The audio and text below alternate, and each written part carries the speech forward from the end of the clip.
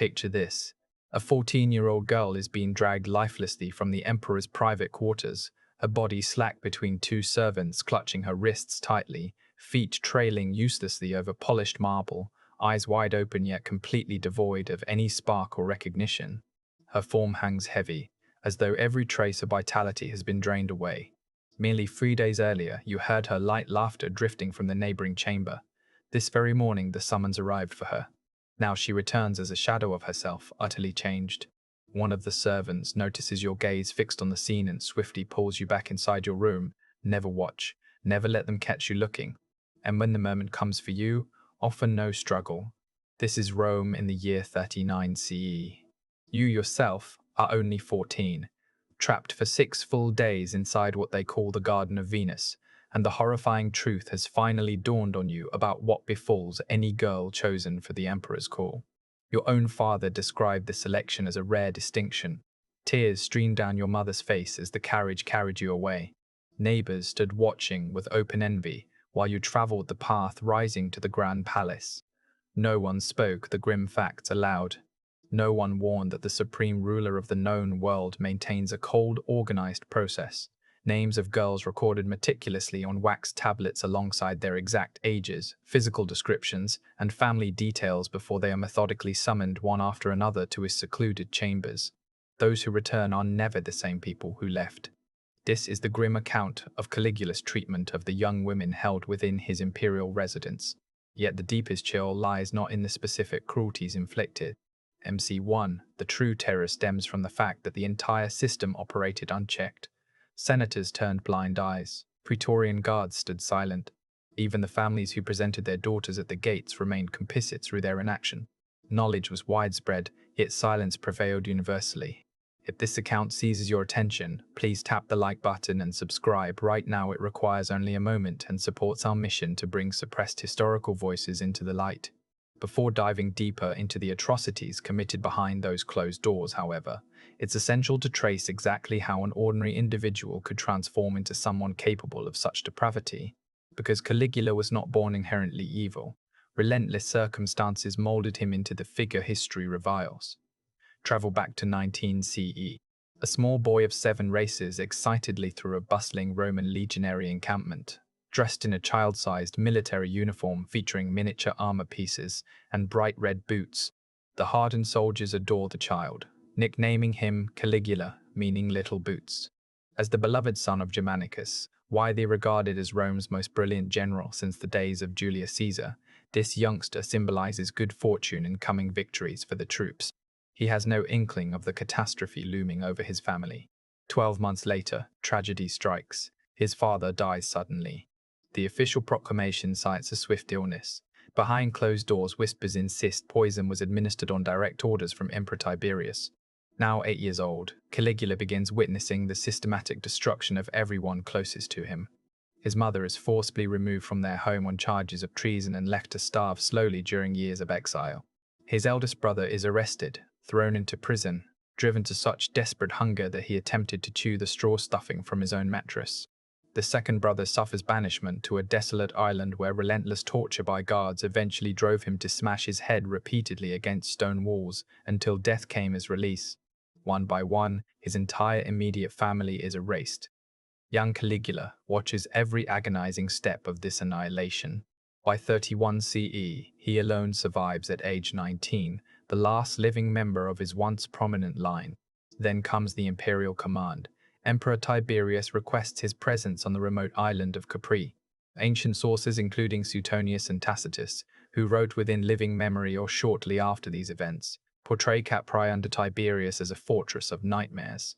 The aging emperor had transformed the isolated island into his private domain, far removed from Rome's prying eyes and any potential opposition to his increasingly perverse behavior. Into this terrifying environment steps the teenage Caligula. He fully understands that Tiberius orchestrated the murder of his entire family. Everyone knows it, but he dares not show the slightest hint of resentment.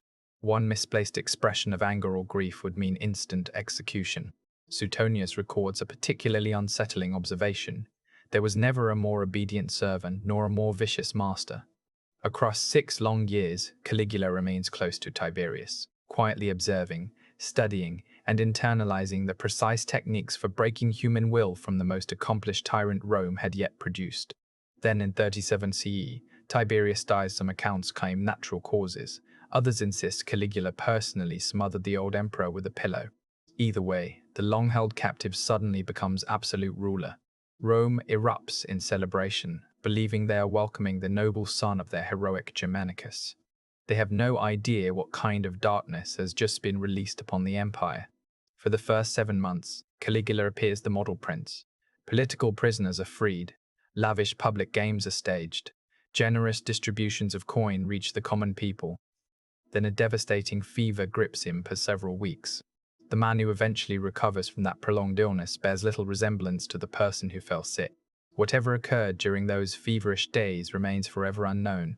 But when consciousness returned fully, something fundamental inside Caligula had irreparably shattered. Soon enough, the citizens of Rome would learn the monstrous reality he had kept hidden until then. MC2, imperial recruiters begin fanning out across the capital and surrounding provinces. They systematically visit households, both wealthy and modest alike. Their mission has nothing to do with military conscription or administrative appointments. Instead, they seek 3 precise criteria: extreme youth, striking physical beauty, and confirmed virginity, specifically girls aged between 12 and 16, whose appearances appeal to the emperor's tastes and whose purity is vouched for by family standing or, in some cases, direct inspection. Suetonius, writing decades afterward, alludes to this process in scattered passages. He mentions daughters of prominent families being conveyed to the palace grounds. He observes that Caligula personally evaluated each one in much the same manner a merchant inspects livestock before final purchase. Remarkably, even Suetonius, who chronicled debauched banquets, executions, and familial violations without apparent discomfort, seems reluctant when describing what followed these inspections. Detailed records were diligently kept. Wax tablets catalogued every girl's name, precise age, distinguishing features, and social connections. This was never haphazard cruelty driven by passing whim. This constituted careful inventory management. Living human beings reduced to mere entries in an administrative ledger, the entire operation ran with chilling efficiency. Officials operated in pairs, equipped with imperial credentials that compelled any door to open instantly. They faced strict quotas, required regular reports, and measured success purely in quantitative terms: number of suitable candidates identified, number of residences visited, number of girls successfully delivered to the palace. Chaos played no part here. This was textbook bureaucracy in action, and precisely that bureaucratic detachment makes the reality so profoundly disturbing. Not one deranged individual acting alone, but an entire network of functionaries processing people with the same clinical indifference they applied to grain shipments or tax collections. Families mounted no resistance whatsoever. Within Roman society, where personal and familial honor ranked supreme, an imperial summons was carefully framed and presented as the ultimate privilege imaginable. Parents competed fiercely for the honor of having their daughter selected. They dressed the chosen girls in pristine white garments, wove fresh flowers into their hair, and prepared them as though for a sacred rite. Some mothers wept openly as the imperial carriage rolled away, carrying their child. Yet those tears were always restrained. Any loud display of grief might suggest reluctance or unhappiness with the emperor's favor, which could be interpreted as disloyalty. So parents choked back sobs, buried their private doubts, and allowed their daughters to depart without protest. They named the holding area the Garden of Venus. The title conjures images of idyllic beauty-lush gardens filled with blooming flowers, gentle fountains, young women gracefully learning poetry, music, and refined arts. In truth, it functioned as a gilded prison, what made it infinitely worse than any conventional dungeon. Ordinary prisons proclaimed their purpose immediately: iron bars, damp stone walls, visible chains. The threat stands obvious and honest. This place deliberately mimicked paradise. Everywhere hung shimmering silk draperies. Beds offered softness beyond anything these girls had previously experienced. Heavy perfumes saturated the air until they could almost be tasted. Servants presented exotic foods most ordinary Romans never encountered. Attendants smiled constantly, anticipating and fulfilling every possible request. Every detail appeared luxurious and welcoming. Every detail concealed something profoundly wrong. Psychologists today describe the mental effect as profound cognitive dissonance. External senses register comfort and beauty, while deep instincts scream danger.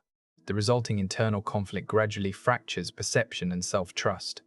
Girls could not leave their individual rooms without explicit permission. Contact with families was forbidden. Awareness of time dissolved completely. No clocks, no calendars, no external references. They existed in perpetual waiting. Sometimes the wait stretched days, sometimes weeks. No instructions arrived, no one explained the schedule of summons, no one described what occurred after a girl was taken away. They only heard soft footsteps approaching at night, moving down corridors, pausing outside certain doors. A girl would be led out quietly. The following morning she might return noticeably quieter, emotionally flattened, or she might never reappear at all. The servants who delivered meals observed everything closely. Every tear shed was dutifully reported upward. Every whispered conversation between girls was documented. If two girls began forming even the smallest bond of mutual comfort or shared understanding, they were immediately separated and relocated to distant sections of the complex. Connection builds inner strength. Strength enables resistance. Deliberate isolation formed a core element of the design. The endless uncertainty and anticipation itself constituted the primary form of torment. In the 1960s, psychologist Martin Seligman conducted landmark experiments demonstrating a disturbing truth about learned behavior under inescapable conditions. When living beings repeatedly discover that no action alters their suffering, they cease attempting escape, not out of laziness, but as a protective mechanism against total psychological collapse. He termed this phenomenon learned helplessness. The sequence unfolds predictably: initial desperate resistance, dawning realization of futility, abandonment of effort, eventual emotional shutdown. The young women confined in the Garden of Venus underwent precisely this engineered breakdown. Force was rarely needed at first. The luxurious yet deeply unnatural environment accomplished most of the destruction. Kindness that felt false, beauty that masked menace, uncertainty without end. The combination eroded resistance before any direct abuse began. By the time a summons finally arrived, most had already surrendered internally. That surrender was the entire objective. MC3. But how exactly did Caligula extend this personal cruelty into a tool for controlling the entire Roman elite? If you've stayed with this story this far, you already sense its profound importance. Subscribe now to the Historian Fact. We refuse to sanitize or ignore history's darkest realities. Caligula's ambitions reached far beyond abusing isolated girls. He sought to shatter the will of Rome's most powerful citizens as well. Historian Cassius Dio recounts imperial banquets that devolved into carefully staged theaters of degradation and humiliation. Lavish halls filled with Rome's highest-ranking men, senators, military commanders, provincial governors eating, drinking, and desperately pretending normal conditions prevailed. Then Caligula would rise from his place, slowly walk among the tables, and openly appraise the wives of his distinguished guests with the same cold scrutiny he applied to girls in his garden. Selecting one, he would take her hand and lead her away from the gathering. Her husband sat motionless, saying nothing, doing nothing. What realistic choice existed? Any objection would guarantee his children's execution by morning and his entire lineage wiped from Roman records. So he remained seated, lifted his cup, exchanged forced small talk with the man beside him, who likewise pretended not to notice what was occurring. Minutes ticked by 20, 30, sometimes longer. Conversation around the tables grew brittle and artificial. Everyone maintained the fiction of normalcy while straining to ignore any sounds drifting from the adjoining chamber. Cassius Dio preserves one especially vivid incident involving the senator Valerius Asiaticus. He watched helplessly as Caligula selected and removed his own wife. When she eventually returned, Caligula resumed his seat and proceeded to describe in explicit, humiliating detail precisely what had transpired. He evaluated her performance aloud, compared her unfavorably to other senators' wives, and delivered crude jokes at her expense. Asiaticus was forced to smile through it all, nod in agreement, and even offer thanks for the emperor's attention. Some insults served permanently into memory. 3 years later, Asiaticus joined a conspiracy that ultimately ended Caligula's life. Yet the banquet's genuine evil extended beyond sexual violation. Its deepest purpose was manufacturing universal complicity. Once a man sat at that table and did absolutely nothing while the emperor abused someone's wife in plain view of the gathering, he became implicated. Denouncing Caligula afterward would require exposing his own inaction and cowardice. Rebellion became impossible because every attendee was already entangled in the same moral compromise. Suetonius further notes that Caligula sometimes offered palace girls as temporary loans to favored senators, not as generous gifts, but as deliberate traps. Accepting the offer meant active participation in the depravity. Refusing meant direct insult to the emperor's generosity. Either decision destroyed the recipient's position. That mechanism reveals how actual tyranny sustains itself, not solely through military force or formal legislation, but through engineered shame, shared guilt, and universal moral contamination, so thorough that no one retains clean hands to point accusation. Senators who endured those evenings returned home afterward, kissed their sleeping children, and attempted to resume lives as honorable Roman patricians. Deep inside, however, they knew their complicity. Caligula knew they knew. That mutual knowledge formed an unbreakable chain binding everyone together. Every system contains vulnerabilities. MC4. While Caligula busied himself breaking senators and devastating young girls, he committed a fatal oversight. He underestimated the men closest to him every single day. The Praetorian Guard served as the emperor's personal security force. Elite, battle-hardened soldiers positioned mere steps away from him at all times, heavily armed, rigorously trained, and lethally capable. One senior officer among them was named Cassius Chaerea, a respected veteran who had served Rome honorably across many decades. Chaerea had one physical characteristic that Caligula found endlessly amusing: an unusually high-pitched voice. Day after day, the emperor invented fresh humiliations, mocking Chaerea publicly in front of fellow guards and courtiers.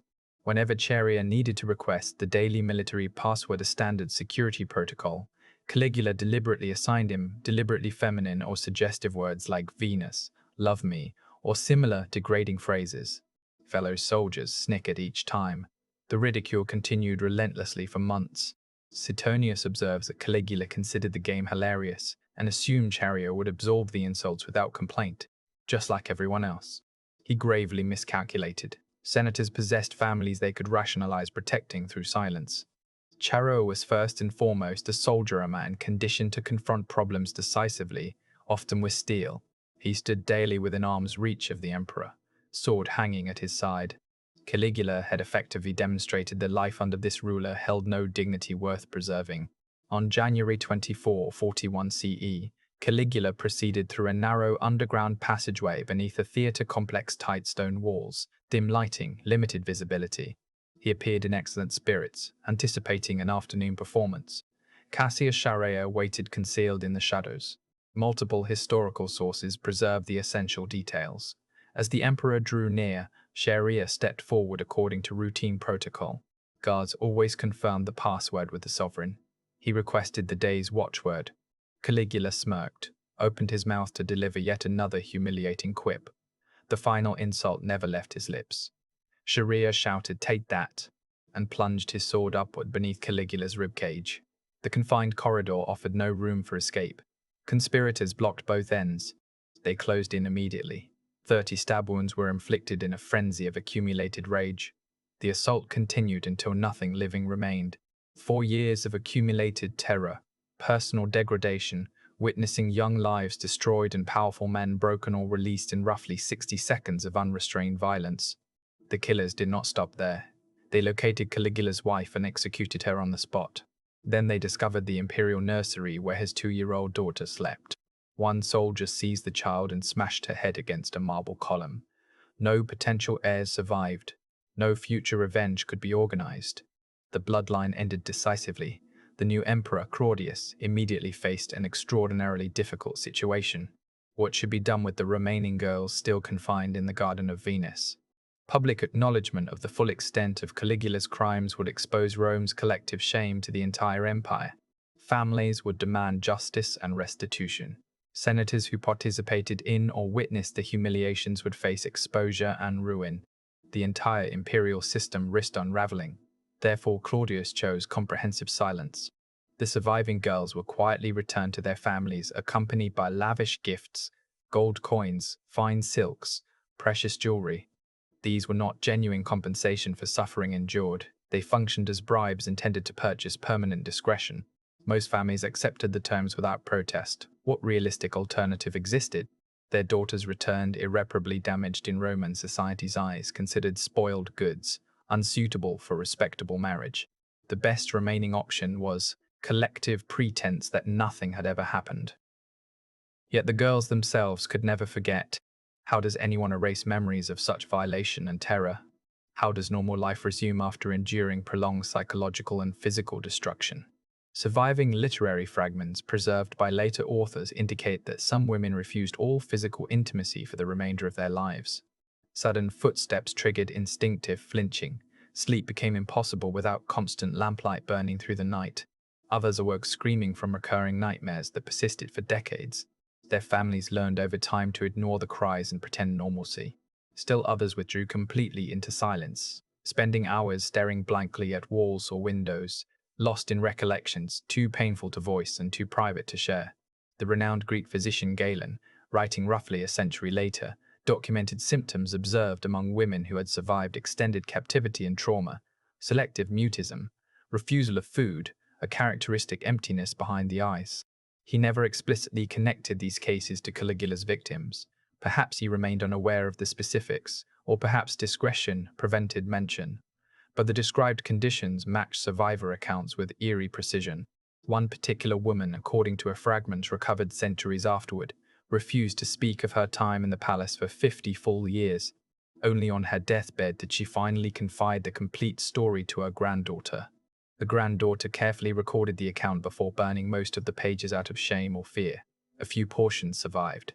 Monks copying manuscripts in later centuries unwittingly preserved scattered references, misunderstanding their significance, yet archiving them nonetheless. Those tiny surviving pieces represent our only window into what actually transpired. Claudius ordered the systematic destruction of nearly all Caligula-era records. The detailed ledgers, wax tablets, and bureaucratic documentation of the entire operation were consigned to flames. The surviving historical narratives we possess today were composed decades later by Suetonius, Tacitus, and Cassius Dio, relying on second-hand memories, persistent rumors, and whatever fragments escaped the purge. Therefore, everything recounted here represents merely what managed to survive deliberate obliteration. Consider for a moment what horrors were deemed so unspeakable that even Romans who regularly watched gladiators die and condemned criminals torn apart by beasts insisted they must be erased entirely from record. The physical Garden of Venus has long since vanished, buried beneath layers of subsequent construction across centuries. Modern archaeologists occasionally uncover tantalizing fragments. A surviving floor mosaic here, a perfume bottle there, but the actual chambers themselves have been obliterated and forgotten. Rome collectively willed itself to forget, yet complete erasure proves impossible. Documents can be burned, witnesses can be silenced, official chronicles can be rewritten, but the internal scars carried by survivors remain untouchable. Memories etched into consciousness cannot be killed. Hidden fragments preserved by those who suffered endure in places no one thinks to search. The nameless girl from our opening scene, the one dragged lifelessly from the emperor's chamber, was undeniably real. History neglected to preserve her name. To the imperial system, she represented merely another entry on a wax tablet, another item processed and discarded. Yet she possessed her own dreams, her own loved ones, her own future stretching ahead until the knock came at her door, and someone mourned her loss deeply. Quote, "Empires excel at transforming people into numbers. Numpers MC5. That capacity defines their cruelty most clearly. They convert unique human lives into inventory items managed through efficient systems. Responsibility diffuses across countless participants. Officials simply followed directives. Guards merely executed assigned duties. Senators protected their own families first. Parents convinced themselves they had secured an imperial honor. Everyone possessed a personally acceptable justification. Meanwhile, the machinery continued operating smoothly. Caligula's downfall resulted not from widespread moral awakening, not from justice finally prevailing, not from the Roman people rising collectively in outrage. It stemmed solely from one soldier who had endured one humiliation too many. Had Cassius Chaerea possessed slightly greater patience or fear, the entire apparatus might have persisted indefinitely. How long could it have continued? We will never know. That chilling uncertainty carries the lesson forward across more than 2,000 years.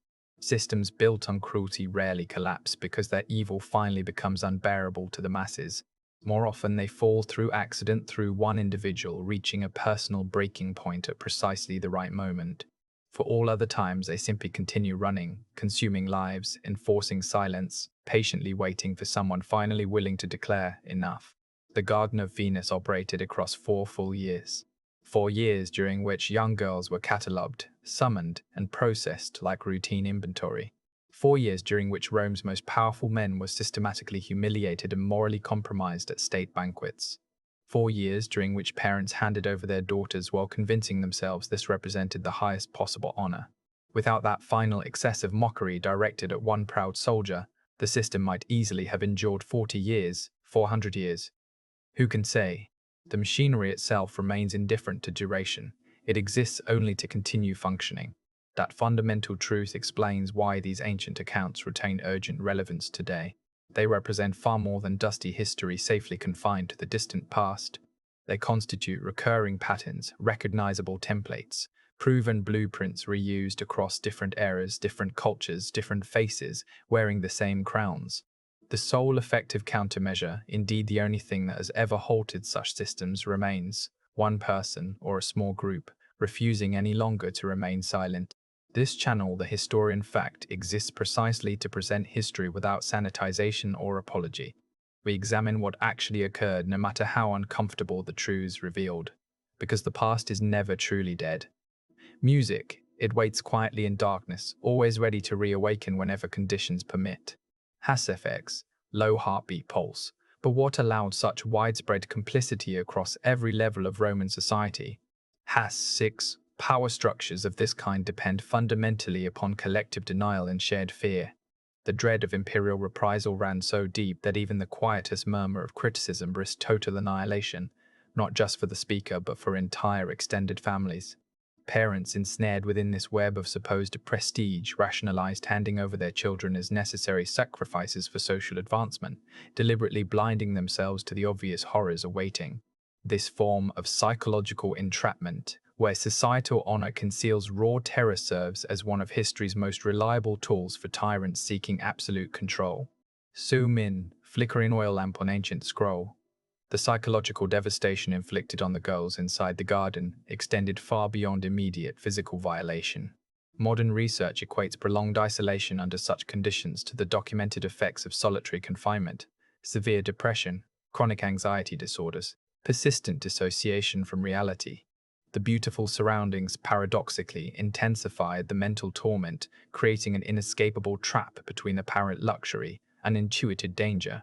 Attendants, many likely coerced into service themselves, functioned as an extension of the surveillance apparatus, meticulously reporting every sign of emotional resistance or budding solidarity. This pervasive monitoring network guaranteed that no meaningful rebellion or mutual support could ever take root. Haute de Beurre, dimly lit luxurious interior with silk curtains, Caligula's infamous banquets transcended simple displays of excess. They constituted deliberate performances designed to destroy moral autonomy. Forcing Rome's elite to witness and tolerate intimate violations of their own family members stripped away their dignity and bound them permanently through shared guilt and shame. Such tactics of coerced participation appear repeatedly across various oppressive regimes throughout history. Loyalty, proven not through words but through active or passive involvement in atrocities. The frozen smile of a humiliated senator, the mechanically polite nod of agreement, these small gestures became stronger restraints than any physical chain. Quote, silence becomes the strongest chain of all. MC7. As Caligula's behavior grew increasingly erratic, the Praetorian Guard intended as protectors emerged as the critical weak point. When personal dignity is systematically stripped away even from elite soldiers, loyalty fractures. Cassius Chaerea's eventual breaking point demonstrates how even highly disciplined individuals can reach irreversible limits under sustained degradation. His decisive actions stem not from abstract heroism, but from the cumulative weight of systemic abuse finally becoming intolerable. Had no one acted at that precise moment, the machinery of terror might have continued expanding unchecked. The subsequent handling under Claudius underscores the immense difficulty of confronting institutional evil after it becomes embedded. Choosing erasure over transparent reckoning prolonged suffering for survivors and denied any form of collective healing or accountability. Yet the few fragments that escape disruption testify powerfully to true stubborn persistence, even against organized suppression. Occasional archaeological discoveries remind us that physical obliteration rarely achieves complete historical amnesia. Has effects, distant hammer on stone. Examining this period closely reveals how bureaucratic efficiency can normalize profound inhumanity. Meticulous record-keeping of victims, strict quotas assigned to recruiters, these mundane administrative practices effectively mask the underlying moral catastrophe. Evil frequently adopts the appearance of orderly procedure. That realization serves as a stark warning that administrative detachment enables atrocities on massive scales. Today, grasping these historical mechanisms equips us to identify parallel patterns in contemporary settings and resist complicity when it appears. The historian fact exists to present exactly these unvarnished accounts, hoping to foster greater awareness and vigilance. If this narrative has impacted you, please show support by liking the video and subscribing to the Historian Fact for additional deep dives into history's most challenging chapters. To brawl, weathered Roman columns at sunset. Caligula's reign ultimately stands as a timeless cautionary tale illustrating how absolute power, left entirely unchecked, inevitably corrupts absolutely. Only isolated acts of personal courage and refusal can interrupt otherwise unstoppable cycles of abuse. From the opening image of a shattered young girl to the imposed silence that followed, every detail highlights both profound human vulnerability and surprising capacity for resistance when limits are finally reached. MC8. Could similar horrors ever re-emerge in different forms? History strongly suggests they can, and likely will, unless actively remembered, understood, and confronted whenever warning signs appear. The quiet tears of frightened parents, the forced laughter of compromised senators, the vacant stares of traumatized survivors. These represent the true price of collective inaction. Caligula's system invented no new forms of cruelty. It simply perfected the administrative delivery and diffusion of responsibility across many participants. Recruiters counted successful deliveries without contemplating the human destruction involved. That profound moral disconnection enabled the sustained scale of suffering. Considering the broader consequences for Roman society, Caligula's extravagance and unpredictability strained economic stability and political cohesion. Yet the deepest damage occurred at the human level. Moral erosion within the elite class and generational trauma among survivors and their descendants. The lifelong psychological wounds carried by those who endured the garden rippled outward, creating unspoken pain that persisted across multiple generations. Galen's clinical descriptions, while never directly linked, strongly suggest widespread patterns of trauma-related disorders stemming from this era. The frenzied brutality of the assassination itself reflected years of suppressed public rage, finally exploding. 30 stab wounds represented far more than personal vengeance. They symbolized a collective attempt to purge accumulated terror from the body politic. Destroying the immediate family prevented any possibility of restored tyranny through heirs. Claudius's pragmatic decision to bury rather than confront the truth, while politically expedient, sacrificed justice and healing in favor of stability there by perpetuating hidden cycles of pain and shame. The accidental preservation of scattered fragments demonstrates how truth stubbornly endures even against systematic efforts at erasure. Later monastic communities, unaware of the explosive content they copied, inadvertently safeguarded pieces of testimony for future generations. Imagining the scale of what was deliberately destroyed evokes a special kind of dread. What additional atrocities were considered too grotesque even for Roman chroniclers to preserve? The physical remnants of the garden, now buried beneath centuries of urban development, surface only rarely enough to remind us that forgotten suffering occasionally re-emerges when least expected. Rome's concerted campaign of collective amnesia ultimately failed because profound experiences remain indelibly carved into those who lived through them. The anonymity of our opening victim powerfully illustrates how empires dehumanize individuals, reducing irreplaceable lives to disposable entries on administrative lists. Yet beneath every number existed a real person, with hopes, attachments, and potential futures, elements no system can fully extinguish. Quote, "Memory outlives every attempt at erasure,"